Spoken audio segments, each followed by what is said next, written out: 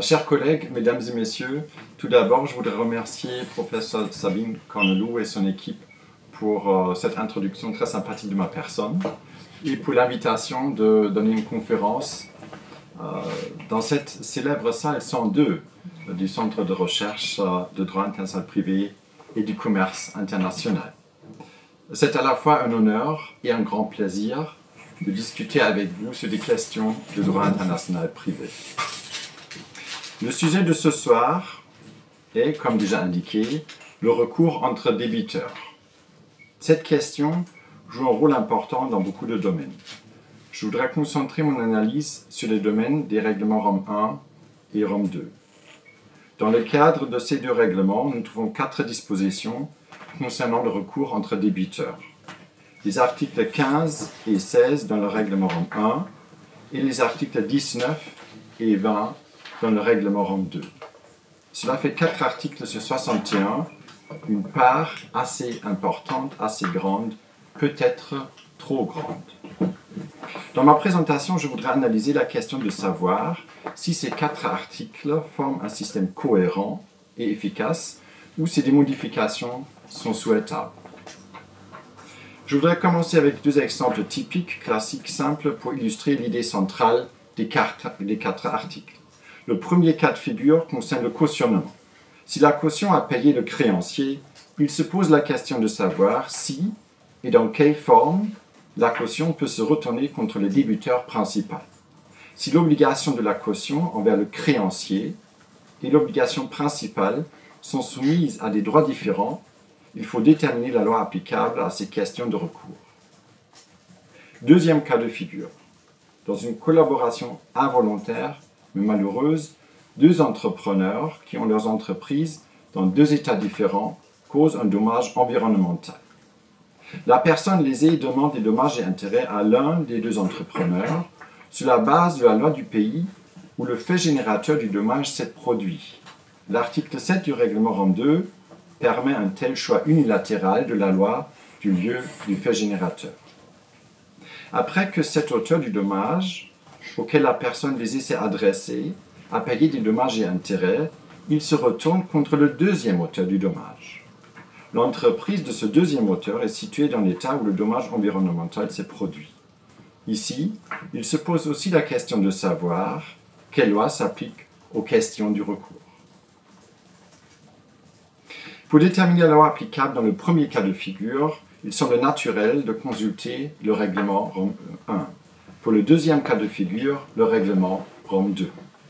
Dans les 2 règlements, nous trouvons une règle qui est intitulée, je cite, « subrogation légale » ou simplement « subrogation ».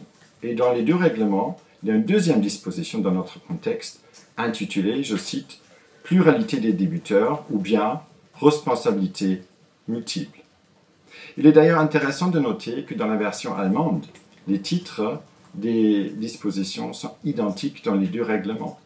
Gesetzlicher Forderungsübergang, ce qui veut dire subrogation légale pour les articles 15 et 19, et Mehrfachhaftung, ce qui veut dire responsabilité multiple pour les articles 16 Rome 1 et 20 Rome 2. D'ailleurs, c'est assez intéressant si on compare les différentes versions de langue. Dans ce contexte, on constate pas mal de divergences qui ne sont pas toujours cohérentes et explicables. Je voudrais analyser les dispositions de la manière suivante. Dans un premier temps, je vous invite à un regard sur leur fonctionnement. Ceci nous permettra d'identifier certaines différences entre les 4 articles. Cette observation conduit à la question de savoir comment les normes peuvent être délimitées les unes par rapport aux autres. Cette analyse fera l'objet de ma deuxième partie. Et sur la base de cette analyse, dans un troisième temps, je voudrais essayer de démontrer que les 4 dispositions devraient être remplacées par une règle uniforme. Vous trouvez ce plan de ma conférence avec plus de détails et aussi le texte des 4 dispositions sur le papier que j'ai distribué.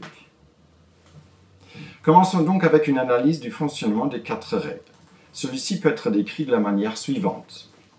Elles désignent toute la loi qui régit la relation juridique, d'où résulte l'obligation du solvens de désintéresser le créancier. Dans le cas de figure du cautionnement, il s'applique donc la loi qui régit le contrat de cautionnement.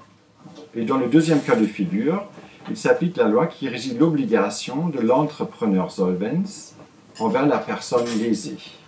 Cette loi pourrait être dénommée statut de la cause du recours. Pourquoi? Parce que cette loi régit la relation dans laquelle la cause du recours se situe. Ceci est le point commun des 4 articles susmentionnés. Mais comme déjà indiqué, il y a aussi des différences que je voudrais maintenant analyser.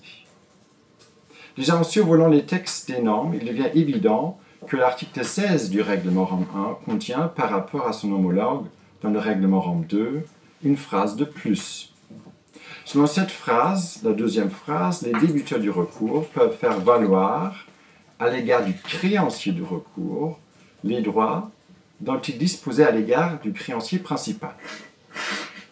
En complément du statut de la cause du recours, il s'applique donc la loi qui régissait la créance du créancier principal contre le débiteur du recours, qui maintient ainsi, par exemple, ses possibilités de compensation à l'égard du créancier du recours.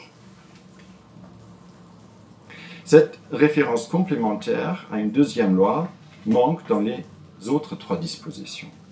Ceci ne pose de manière générale pas de difficulté dans le cadre des articles 15 Rome 1 et 19 Rome 2, puisqu'une subrogation légale garantit déjà par sa nature au débiteur la possibilité de faire valoir les droits de défense dont il aurait pu disposer à l'égard du créancier principal.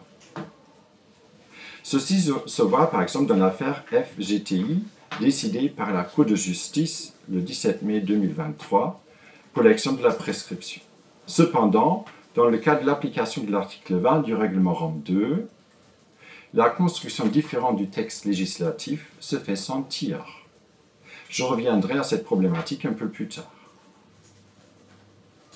2 autres différences sont à constater si on compare l'article 15 du règlement Rome 1 ou bien 19 du règlement Rome 2, d'un côté, avec l'article 16 du règlement Rome 1 ou bien l'article 20 Rome 2. Les 2 derniers concernent toutes les questions de recours, tandis que les 2 premiers ne concernent que la question de savoir si et dans quelle mesure le débiteur solvens peut faire valoir le droit du créancier principal, typiquement sur la base d'une subrogation légale. En contrepartie, les 2 premières dispositions sont plus larges au niveau temporel. Elles concernent aussi la phase avant l'exécution de la prestation au profit du créancier principal, tandis que le texte des articles 16 Rome 1 et 20 Rome 2 exige au moins la satisfaction partielle du créancier principal. Je reviendrai aussi à ces 2 différences. Pour l'instant, je voudrais simplement indiquer les différences entre les dispositions pour clarifier qu'une délimitation entre les 4 dispositions peut s'avérer nécessaire pour l'instant. Comment une telle délimitation peut-elle être faite de manière convaincante? Tout d'abord, il faut délimiter les dispositions qui, avec les mots du législateur, concernent la subrogation, donc les articles 15 Rome 1 et 19 Rome 2, les dispositions qui, à nouveau avec les mots du législateur, concernent la pluralité des débiteurs ou bien la responsabilité multiple, donc des articles 16 Rome 1 et 20 Rome 2. À première vue, cette délimitation semble assez simple. Les premières dispositions s'appliquent au recours par un tiers. Si on lit le texte, il y a le tiers qui apparaît. Les 2 dernières au recours par un débiteur. En regardant les textes législatifs de plus près, il s'avère cependant que le problème est plus complexe, car les articles 15 Rome 1 et 19 Rome 2 s'appliquent au recours d'un tiers qui est aussi obligé envers le créancier principal, ou d'une autre manière, en tous les cas. Je cite le texte législatif. Lorsqu'un tiers a l'obligation de désintéresser le créancier, ou encore que le tiers a désintéressé le créancier en exécution de cette obligation. Fin de la citation. Avec ces mots, le législateur décrit les conditions d'application. Cela veut dire que le tiers est aussi débiteur. Cette observation soulève la question suivante. À partir de quel seuil est-ce qu'un débiteur est un débiteur au sens des articles 16 Rome 1 ou respectivement 20 Rome 2? La réponse semble encore relativement claire. lorsque l'obligation du tiers ne résulte pas d'une relation juridique avec le créancier principal. L'exemple typique est l'assureur d'un coauteur d'un dommage, qui n'est pas débiteur d'un droit direct de la personne lésée, donc du créancier principal. Un tel assureur, qui veut se retourner contre les autres auteurs du dommage, devrait être qualifié comme tiers au sens des articles 15 Rome 1 et 19 Rome 2. Mais il y a un consensus au-delà, en ce sens que l'existence d'un droit direct du créancier principal contre la partie qui a exécuté la prestation n'exclut pas la qualification de cette partie comme tiers. L'exemple typique est la caution, qui est, comme le débiteur principal, soumise à une obligation directe envers le créancier. Tout de même, de consensus, le recours de la caution tombe dans le champ d'application de l'article 15 Rome 1 et non pas de l'article 16. Nous pouvons constater la difficulté de distinguer entre les débiteurs, qui sont considérés comme tiers dans notre contexte, et les débiteurs, qui sont aussi considérés comme débiteurs au sens des articles 16 Rome 1 et 20 Rome 2. Cette question a déjà fait l'objet de la jurisprudence de la Cour de justice de l'Union européenne. Les faits des espèces qui ont conduit à cette jurisprudence peuvent être résumés de la manière suivante. Un camionneur avait causé un accident en Allemagne. Par la suite, les personnes lésées demandèrent des dommages et intérêts. Finalement, un assureur versa une indemnité aux victimes de l'accident. C'était l'assureur du véhicule tracteur. La remorque du camion, qui appartenait à quelqu'un d'autre que le véhicule tracteur, était assurée auprès d'une autre assurance. C'est contre ce deuxième assureur que le premier s'est retourné pour réclamer le paiement de la moitié de l'indemnité. Il faut observer une particularité de ce cas de figure. Les victimes de l'accident de la circulation avaient des droits directs contre les assureurs. Dans ce contexte, l'un des tribunaux nationaux qui avait traité l'affaire avait pensé à l'application de l'article 20 du règlement Rome 2 intitulé « Responsabilité multiple ». Ceci voudrait dire qualifier les assureurs comme débiteurs au sens de cette disposition. Pour cette position, se laisse aussi citer un passage des conclusions générales de l'avocat général Sharpston, où elle a constaté que les deux assureurs, je cite, sont conjointement et solidairement responsables. Fin de la citation. Mais la Cour de justice n'a pas suivi une telle approche. Elle a qualifié l'assureur qui a intenté le recours contre l'autre assureur comme tiers, malheureusement sans vraiment préciser les raisons, car la véritable problématique de la question préjudicielle était ailleurs. Elle concernait surtout la délimitation entre le règlement 1 et le règlement 2, que je vais discuter dans quelques instants. Avant, je voudrais au moins formuler quelques idées pour la distinction entre tiers et débiteurs dans notre contexte. Une idée part des intitulés des dispositions. Cette idée correspond aussi au point de départ de l'argumentation de la Commission dans les motifs des deux propositions de règlement. Cette approche de délimitation semble pourtant problématique. Si on compare les intitulés des 4 dispositions, nous trouvons les expressions subrogation ou bien subrogation légale d'un côté, et les expressions pluralité de débiteurs ou bien responsabilité multiple de l'autre côté. Les deux premières expressions décrivent un certain mode de recours, la subrogation, tandis que les deux dernières expressions décrivent une situation pour laquelle la question du recours doit être réglée. Les intitulés ont donc des points de référence de nature différente. Pour développer une approche de délimitation convaincante, il faut cependant des points de référence de nature commune.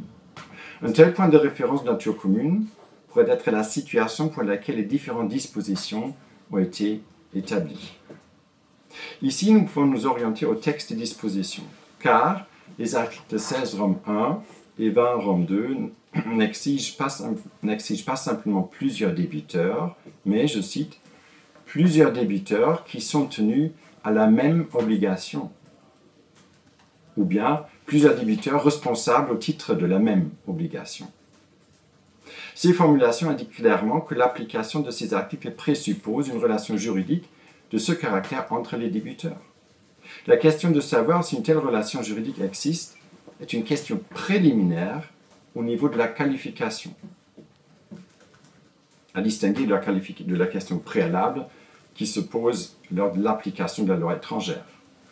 Une question préliminaire au niveau de la qualification dans le cadre de l'application d'un règlement européen doit être traitée au moins pour déterminer les critères de base de manière européenne autonome, c'est-à-dire indépendamment des catégories nationales de la loi du fort.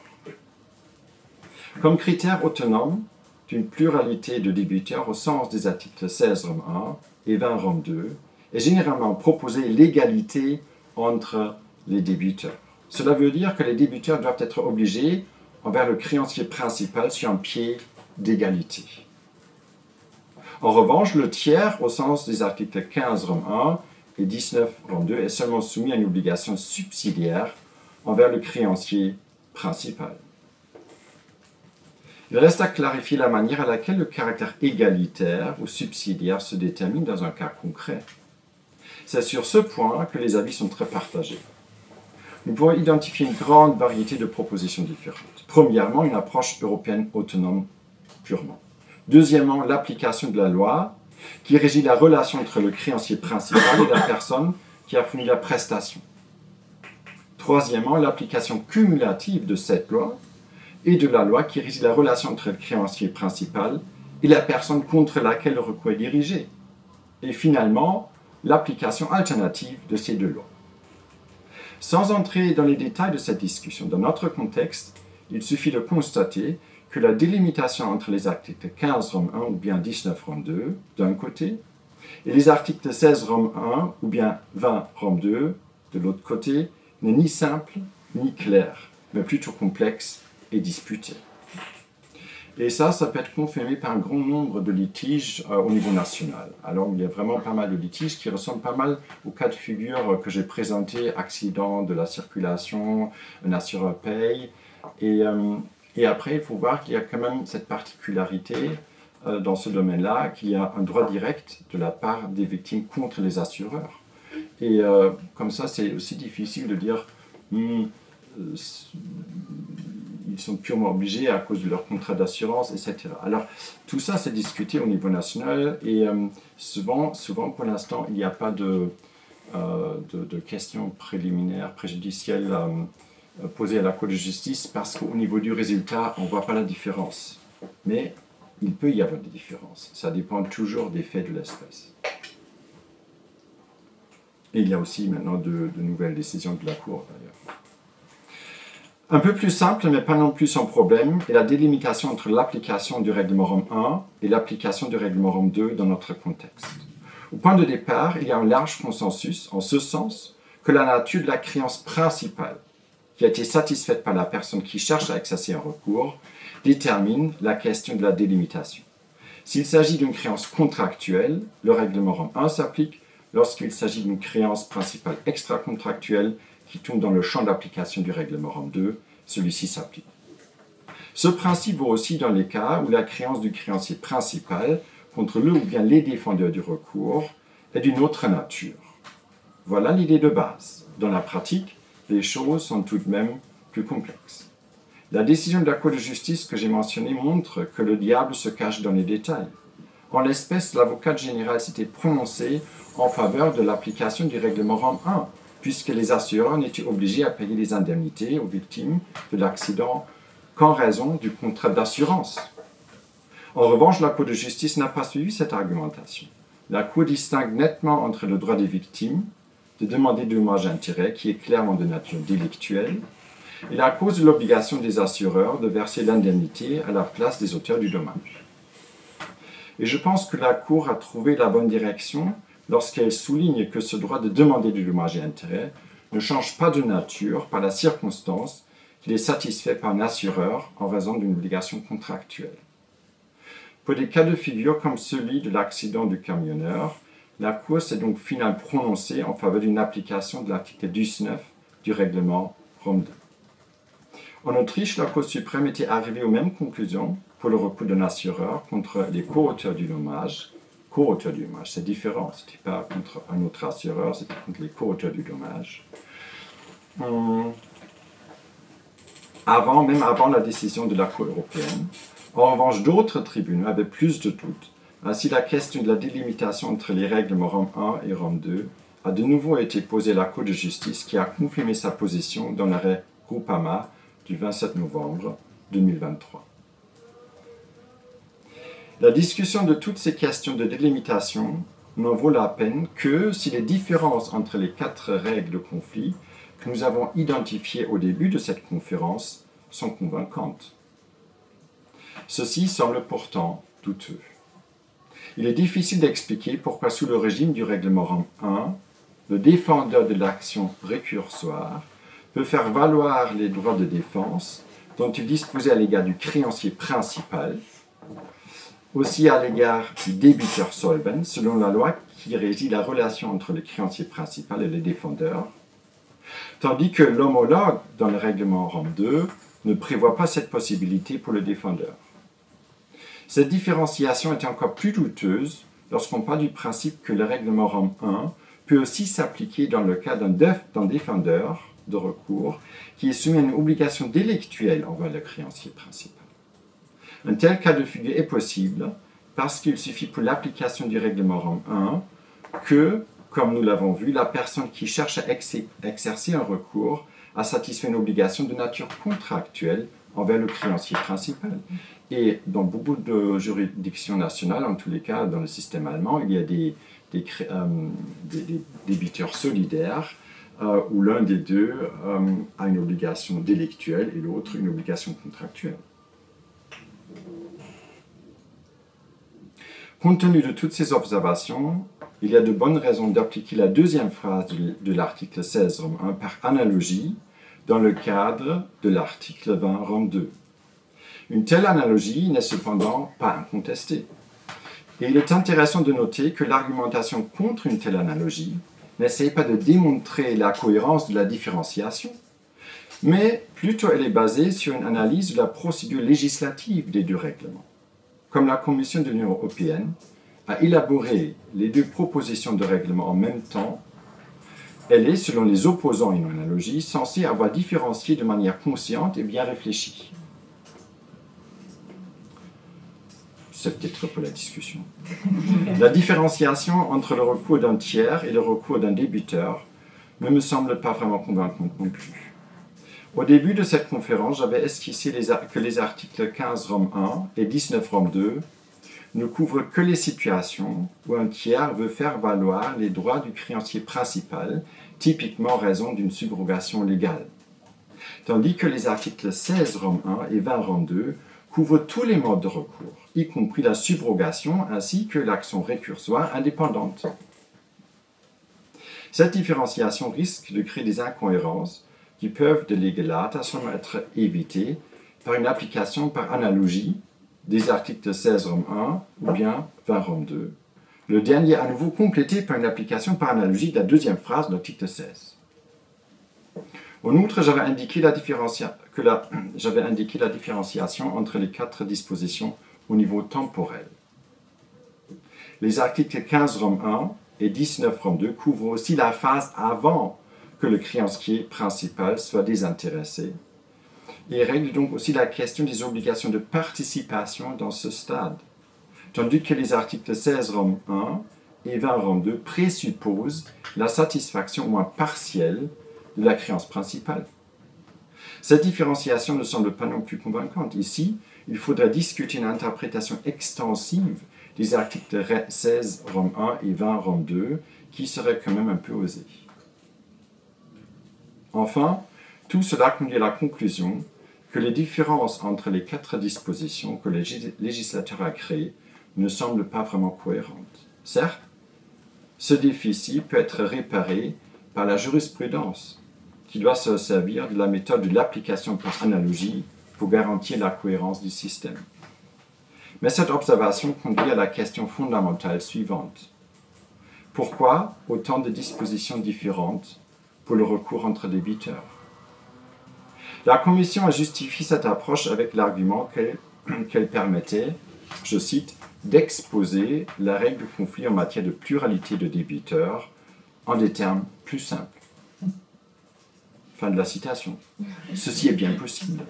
Mais avec le recul temporel, dans la perspective actuelle, il faut dire, la simplification au niveau de la formulation ne conduit pas nécessairement à une application simple dans la pratique. Dans le cas de la procédure législative du règlement Rome 1, le Comité économique et social européen avait déjà proposé de formuler une seule règle pour le recours des tiers et le recours des débiteurs. Ceci avait aussi été l'approche de la Convention de Rome de 1980 sur la loi applicable aux obligations contractuelles. Et même s'il est vrai que la formulation de la Convention de Rome n'était pas vraiment réussie, parce qu'elle n'était pas assez ouverte pour les différentes solutions au niveau national, il n'en suit pas que c'est impossible de créer une règle uniforme qui est bien formulée. Une telle règle uniforme pourrait même couvrir les obligations contractuelles et non contractuelles pour rendre la différenciation entre le règlement Rome 1 et le règlement Rome 2 superflue dans notre contexte. En outre, une telle règle uniforme pourrait aussi s'appliquer au-delà du champ d'application des règlements Rome 1 et Rome 2. Par exemple, dans le domaine des obligations alimentaires, où le législateur européen a pour l'instant seulement établi une règle de conflit de loi pour les recours des établissements publics qui ont désintéressé un créancier alimentaire. Pour une telle règle uniforme, la désignation de la loi qui régit l'obligation du débiteur solvens de payer la créance principale semble tout à fait convaincante. Comme cette obligation constitue la cause du recours, il semble plausible d'appeler cette loi le statut de la cause du recours.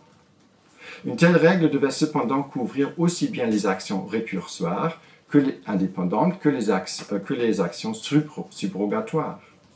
Ainsi, les problèmes créés par la formulation de la Convention de Vienne pourraient être évités.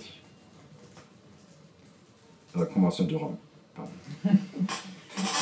Enfin, la règle uniforme devrait garantir aux défendeurs du recours la possibilité de faire valoir les droits de défense qu'il aurait eu à l'égard du créancier principal en vertu de la loi qui régit la relation entre lui et le créancier principal. J'arrive à mes conclusions que je voudrais développer en 7 observations et idées centrales.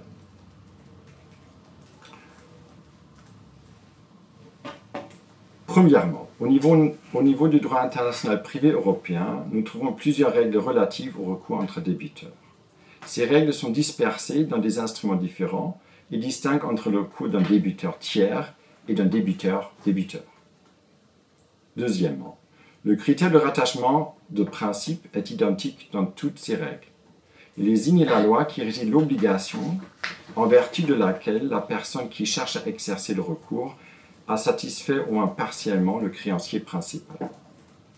Cette description est plus longue, aussi appropriée et plus courte serait le terme statut de la cause du recours. Troisièmement, à part ce critère de rattachement de principe commun, nous avons cependant identifié des différences entre les différentes règles qui ne semblent guère convaincantes. Quatrièmement, pour garantir un système avec un contenu cohérent de lege lata, la jurisprudence devrait procéder à une interprétation par analogie de certains éléments de ces règles. Cinquièmement, pour établir un système qui n'est pas seulement cohérent au niveau de son contenu, mais qui est aussi clair au niveau de sa structure et qui est simple à appliquer dans la pratique, il semble souhaitable de regrouper les différentes règles existantes en une seule règle uniforme. Cette règle devrait couvrir tous les modes de recours, s'appliquer au stade après et avant la satisfaction du créancier principal et concerne les obligations contractuelles aussi bien que les obligations non contractuelles.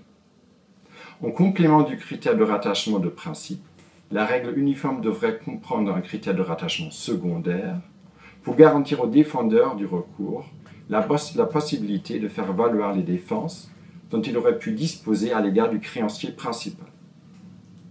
Septièmement et finalement, une telle règle uniforme pourrait être un élément d'un règlement général relatif au droit international privé des obligations. Dans le même contexte, on pourrait aussi établir une règle pour le recours des tiers qui désintéressent le créancier sans être obligé.